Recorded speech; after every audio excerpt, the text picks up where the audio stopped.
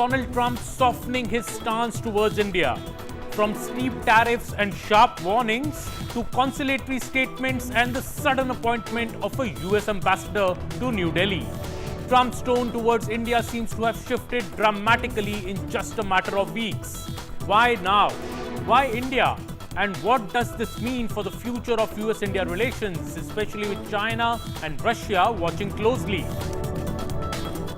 India has been a good friend, but India has charged basically more tariffs than almost any other country.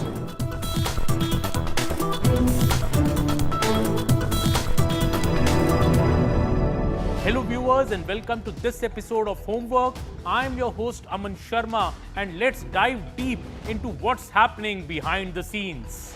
When Donald Trump returned to the White House earlier this year, many in New Delhi expected turbulence. And they weren't wrong.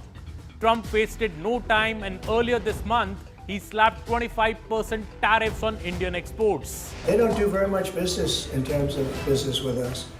They sell a lot to us, but we don't buy from them. You know why? Because the tariff is so high. They have one of the highest tariffs in the world.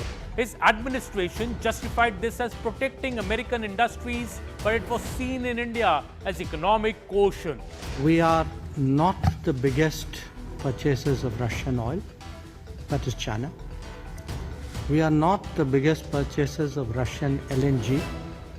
I'm not sure, but I think that is the European Union. We are not the country which has the biggest trade surge with Russia after 2022. I think there are some countries to the south. Prior to the invasion of Ukraine in February 2022, India bought virtually no Russian oil. I mean, it was like 1% of their needs.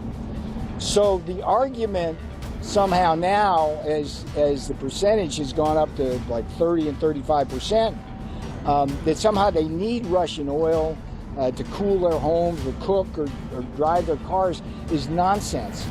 Then came another blow. An additional 25% duty on India's purchase of Russian oil set to come into effect on August 28. For a country that imports over 80% of its crude oil and where Russian energy had become a lifeline after the Ukraine war, this was a major pressure point. Trump's message seemed clear. If India continued to buy cheap Russian oil, Washington would make it pay. At that point, the relationship looked strained, even adversarial. But then something unexpected happened. Earlier this month, Trump hosted Vladimir Putin in Alaska. It was a bold, controversial move that rattled Washington's allies. And right after that summit, observers noticed a shift. Trump's government in fact told CNN News 18, India's leading news channel, that the United States values its ongoing engagement with the government of India on trade and investment matters and looks forward to advancing a trade agreement. That's not the language of confrontation, that's the language of conciliation. So what changed?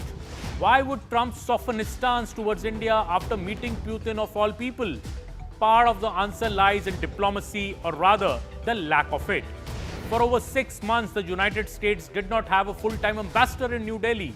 The last ambassador served from May 2023 to January 2025 and left when Mr. Trump assumed office. Since then, the position was vacant. In a relationship as strategically important as U.S.-India ties, this was more than just a bureaucratic delay. It created a diplomatic void.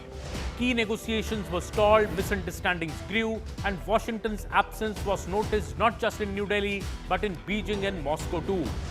India was moving ahead with its own priorities, strengthening ties with Russia, deepening economic engagement with China, and asserting its independence on global issues. For the US, being absent at such a crucial juncture was risky. And that's why Trump's decision to appoint a new ambassador is so significant. He has nominated Sergio Gore, a long-time loyalist, on confidant. Gore is not a career diplomat. He's a political operative, someone who has worked closely with Trump for years and is trusted to carry out his agenda to the letter. Trump himself said, "For the most populous region in the world, it is important that I have someone I can fully trust to deliver on my agenda." That line tells you everything. This is not about sending a polished diplomat to manage relations. This is about Trump planting someone he knows, someone who reports directly to him in one of the most important capitals in the world. It is a signal to Prime Minister Narendra Modi, you matter to me, and I'm putting one of my closest people on the job. It is also a signal to China and Russia. Don't think America is retreating from India. The timing could not be more deliberate. Just days earlier, the Chinese foreign minister was in New Delhi, holding extensive talks with Indian officials. The visit underlined how much India-China engagement has grown recently despite tensions on the border earlier. And in just weeks, India, led by Prime Minister Modi, will participate in the SCO summit, where leaders from China, Russia and Central Asia will discuss strategic cooperation. For Washington, this is worrying. If India deepens its coordination with China and Russia, the balance in power in Asia could shift dramatically. By announcing Gore's nomination right now, Trump is countering that narrative. He's making sure the US is not seen as a passive observer while India builds ties with America's rivals. Now, why does having a full-time ambassador matter so much? Because an ambassador is not just a ceremonial figure. He or she is a bridge between two governments. In India's case, the role is even more critical. To discreetly resolve differences like the tariffs, the oil purchases and defense procurement. To deliver sensitive messages quickly without delay or distortion. To maintain momentum in a relationship that can otherwise be derailed by miscommunication. As US Secretary of State Marco Rubio put it recently, India is one of the most important relationships for our nation.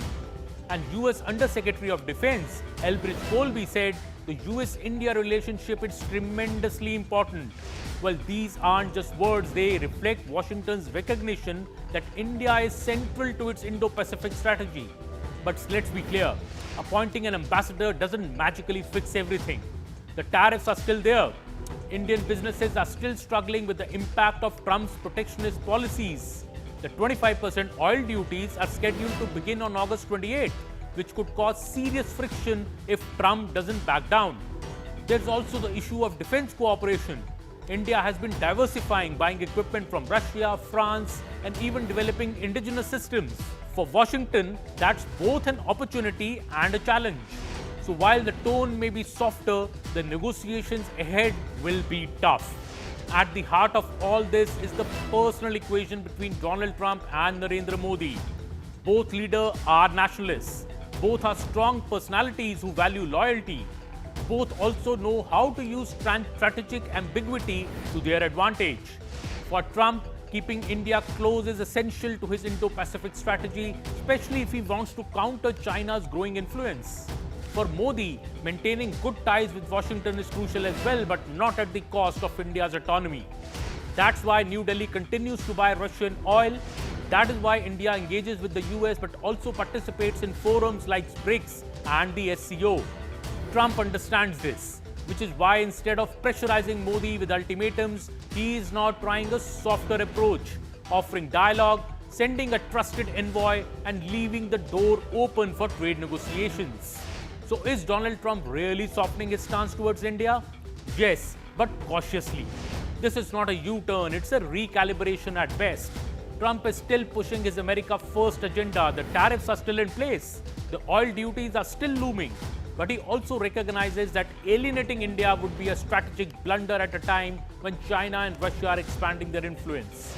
By appointing Sergio Gore as ambassador, Trump is sending a clear message: India matters.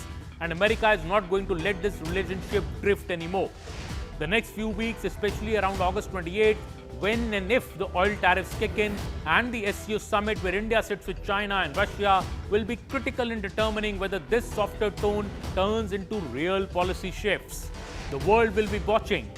So what do you think? Is Trump genuinely resetting ties with India? Or is this just tactical signaling to counter China and Russia? Let us know in the comments, and don't forget to like, share and subscribe for more deep dive explainers on global and domestic politics in Homework. I will be back next week. Thanks so much for watching.